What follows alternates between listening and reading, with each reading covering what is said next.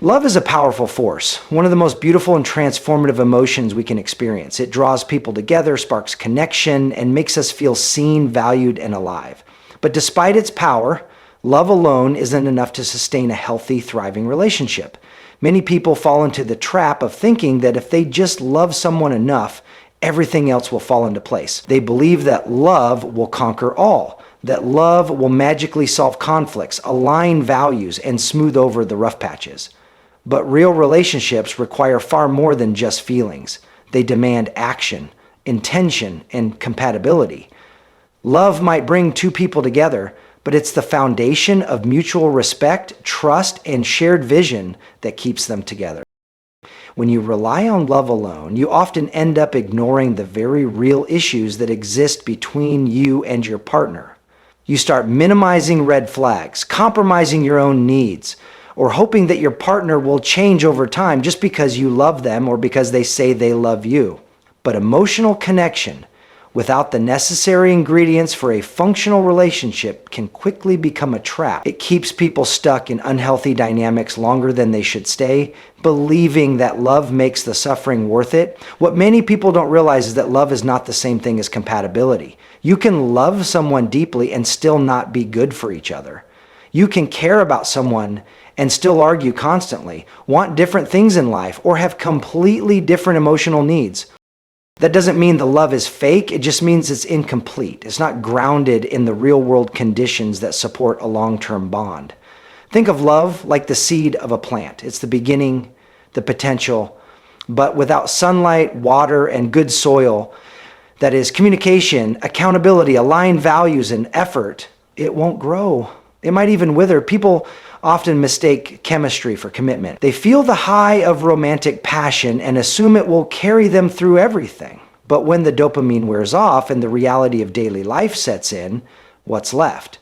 If there's no trust, no mutual respect, no shared goals or emotional safety, then love starts to feel more like a burden than a blessing. That's when resentment builds. That's when partners start blaming each other for what's lacking, without realizing they've been depending on love to do a job it was never meant to do alone. Thriving relationships are built on choices, not just emotions. You have to choose to show up even when it's hard. Choose to listen when you'd rather defend yourself. Choose to repair instead of retaliate. Love can inspire those choices, yes, but it can't replace them. You have to develop the skills that keep a relationship alive. Things like emotional intelligence, communication, boundary setting, forgiveness, and self-awareness. Without these, love starts to erode under the weight of unmet expectations and unresolved conflict. And let's not ignore the importance of timing and personal readiness. Sometimes two people love each other, but they're at different places in their personal growth. One might be healing from trauma, and the other might be ready to build a life. One might crave stability, while the other is still chasing freedom. In those moments, love is not the glue that holds things together. It's often the pain that makes the split even harder. You can love someone and still have to walk away because the relationship doesn't support your growth or honor your worth. Understanding that love isn't enough doesn't make you cynical, it makes you wise.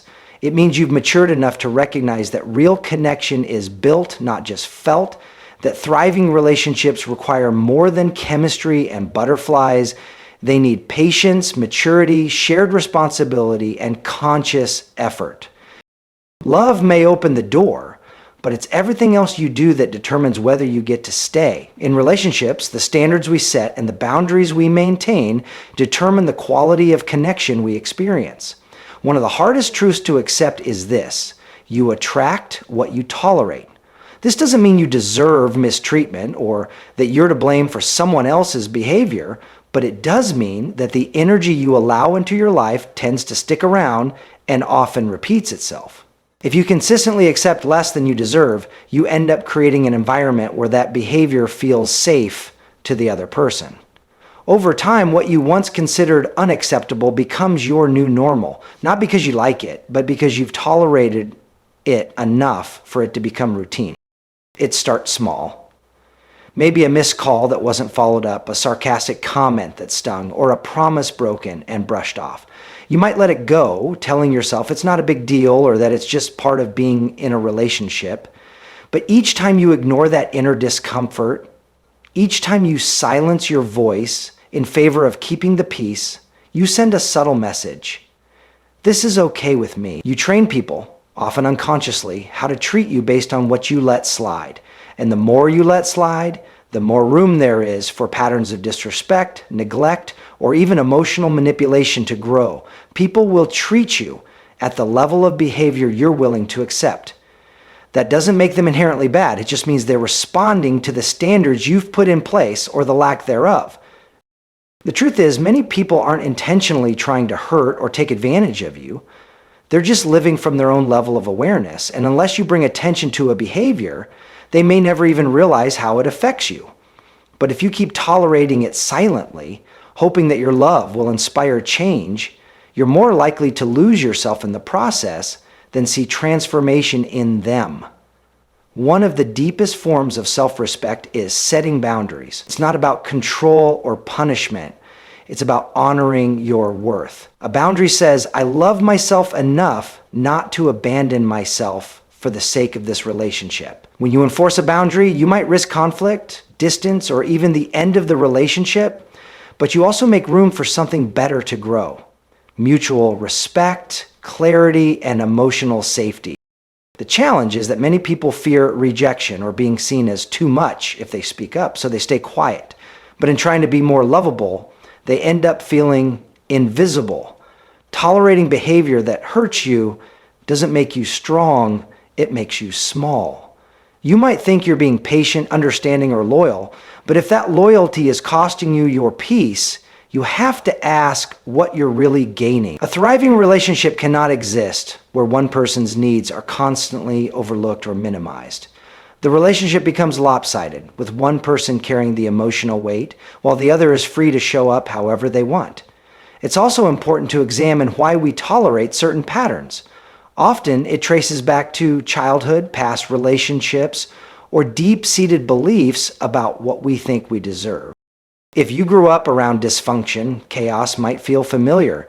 If you've been told you're too emotional or needy, you may suppress your needs to seem more easygoing. Healing begins when you start recognizing that just because something is familiar doesn't mean it's healthy.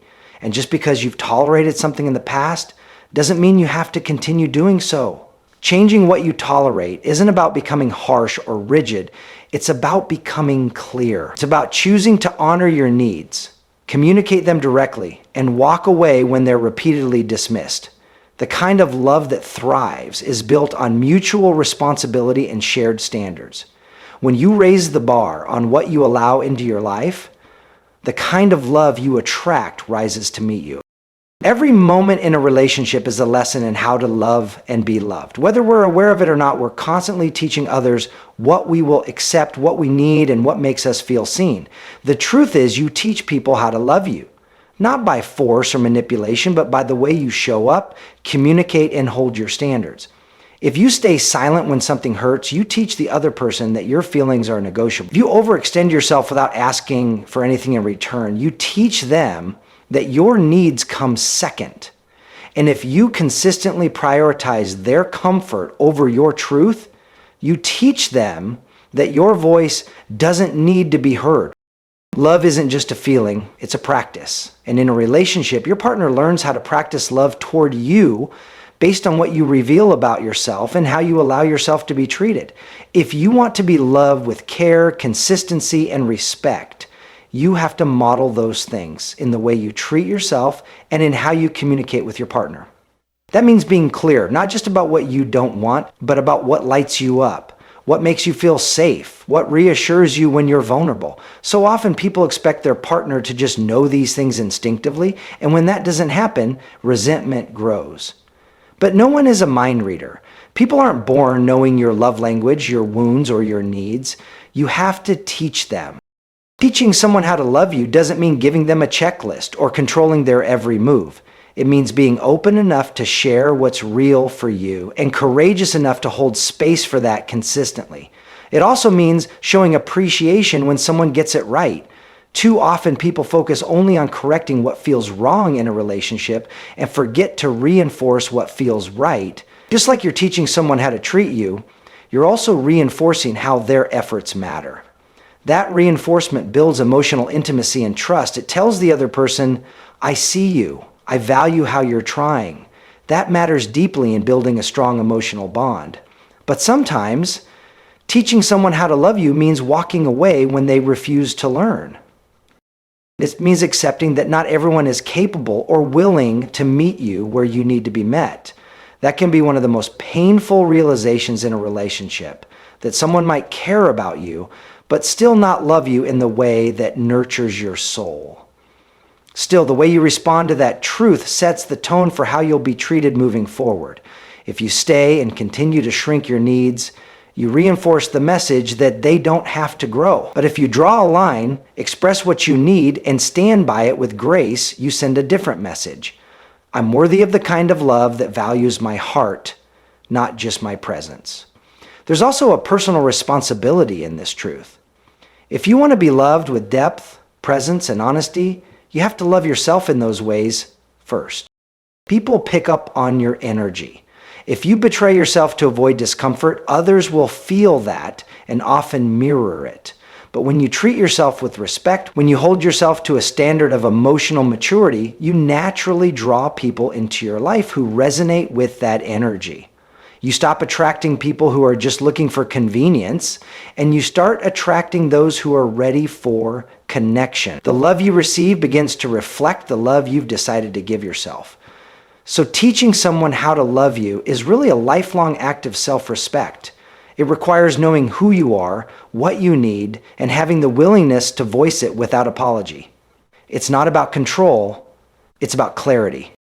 The more honest you are about your needs, the more space you create for a relationship that doesn't just look good from the outside, but feels deeply right on the inside. Growth is uncomfortable, but necessary. That truth hits hard in relationships, especially when love starts revealing the parts of ourselves we thought we had buried or outgrown. It's easy to think that once we find the right person, things should just fall into place. We want love to feel like ease, like safety, like finally coming home.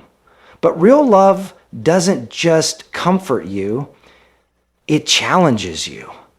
It holds up a mirror to your insecurities, your triggers, and your wounds. And the deeper the connection, the clearer that reflection becomes.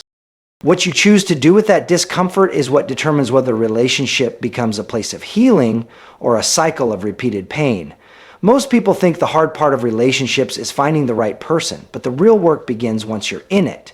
When your patience is tested, when your needs clash, when your past surfaces in moments you didn't expect. That's when you're given the opportunity to grow. But growth doesn't feel like a warm hug. It feels like vulnerability, like having to say, I was wrong.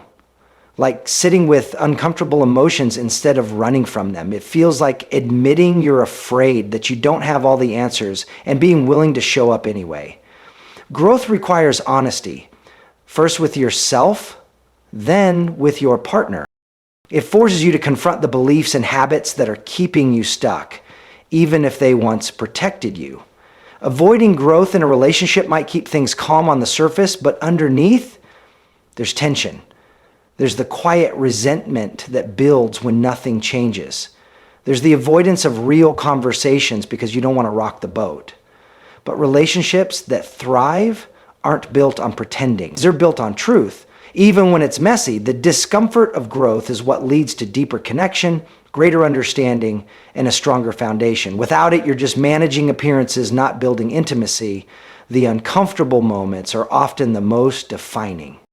When you're triggered by something your partner says, and instead of lashing out or shutting down, you take a breath and ask yourself where that reaction is really coming from. When you realize that the fear of abandonment you're projecting onto your partner has more to do with your childhood than anything they've done. When you choose to stay present in a hard conversation instead of withdrawing. These are the quiet revolutions that change the trajectory of a relationship. They're not glamorous, but they're powerful. And they don't happen unless you're willing to lean into discomfort rather than avoid it. Growth also means giving your partner the same grace. It means understanding that they too are human, carrying their own set of fears and blind spots. Sometimes they'll mess up. Sometimes they'll get defensive or say the wrong thing. If you expect perfection, you're setting both of you up to fail. But if you're both committed to growing, not just individually, but together, you create a dynamic where mistakes become opportunities, not deal breakers. You learn to repair instead of repeat. You learn to listen without needing to win. And that's where true emotional safety comes from, not from avoiding conflict, but from working through it together. It's important to remember that the most fulfilling relationships don't avoid discomfort, they embrace it. They use it as a signal, a teacher, a turning point. You can't evolve without shedding old versions of yourself, and sometimes that shedding happens in the form of difficult conversations, painful realizations, or temporary distance. Most people think the hard part of relationships is finding the right person, but the real work begins once you're in it, when your patience is tested, when your needs clash, when your past surfaces in moments you didn't expect. That's when you're given the opportunity to grow, but growth doesn't feel like a warm hug. It feels like vulnerability, like having to say I was wrong, like sitting with uncomfortable emotions instead of running from them. It feels like admitting you're afraid that you don't have all the answers and being willing to show up anyway. Growth requires honesty, first with yourself, then with your partner. It forces you to confront the beliefs and habits that are keeping you stuck, even if they once protected you. Avoiding growth in a relationship might keep things calm on the surface, but underneath, there's tension. There's the quiet resentment that builds when nothing changes. There's the avoidance of real conversations because you don't want to rock the boat. But relationships that thrive aren't built on pretending. They're built on truth, even when it's messy. The discomfort of growth is what leads to deeper connection, greater understanding, and a stronger foundation. Without it, you're just managing appearances, not building intimacy. The uncomfortable moments are often the most defining. When you're triggered by something your partner says, and instead of lashing out or shutting down, you take a breath and ask yourself where that reaction is really coming from. When you realize that the fear of abandonment you're projecting onto your partner has more to do with your childhood than anything they've done, when you choose to stay present in a hard conversation instead of withdrawing. These are the quiet revolutions that change the trajectory of a relationship.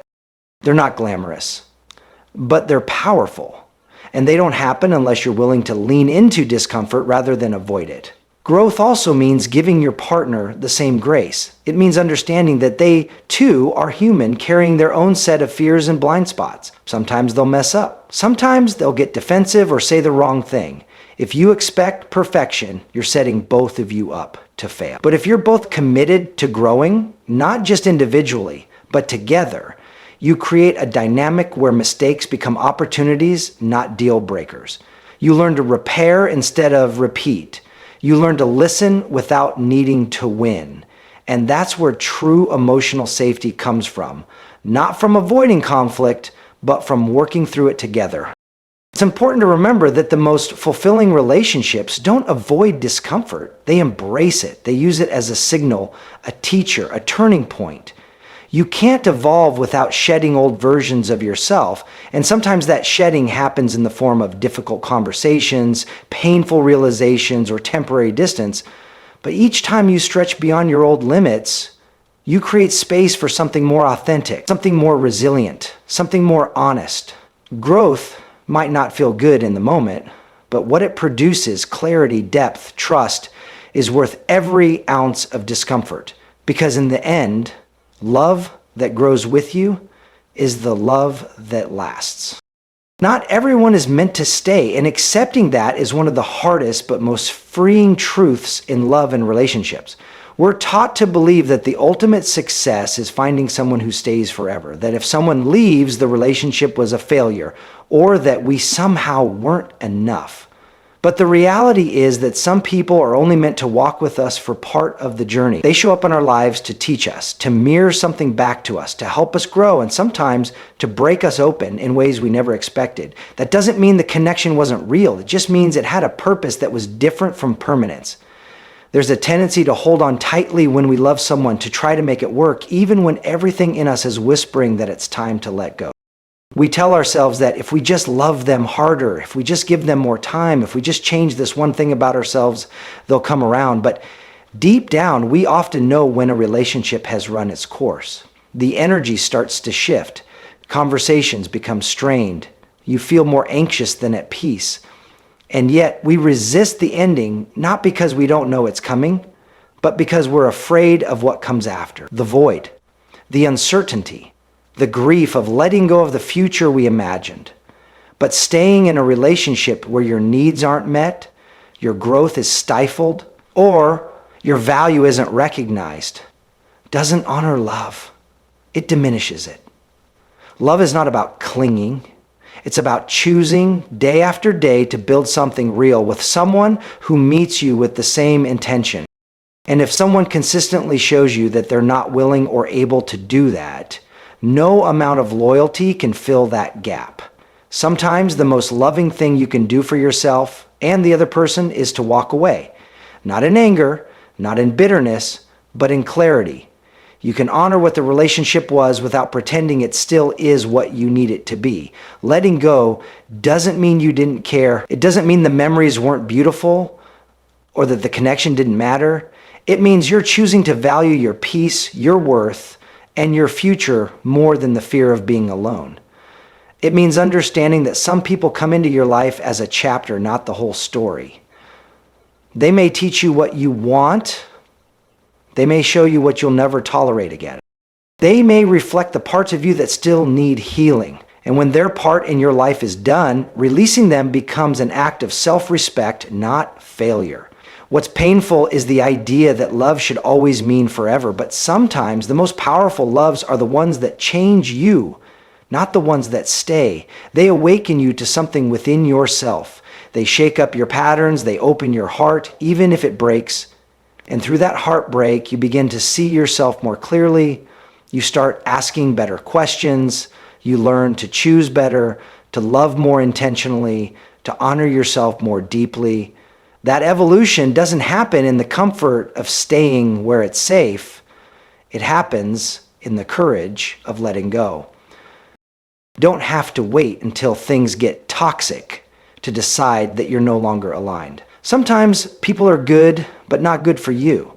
Sometimes the timing is wrong. Sometimes you outgrow each other, and that's okay. You're allowed to evolve, and you're allowed to leave behind what no longer grows with you. Not everyone is meant to stay. And when you accept that, you stop holding on out of fear and start choosing what truly supports your heart, your healing, and your future.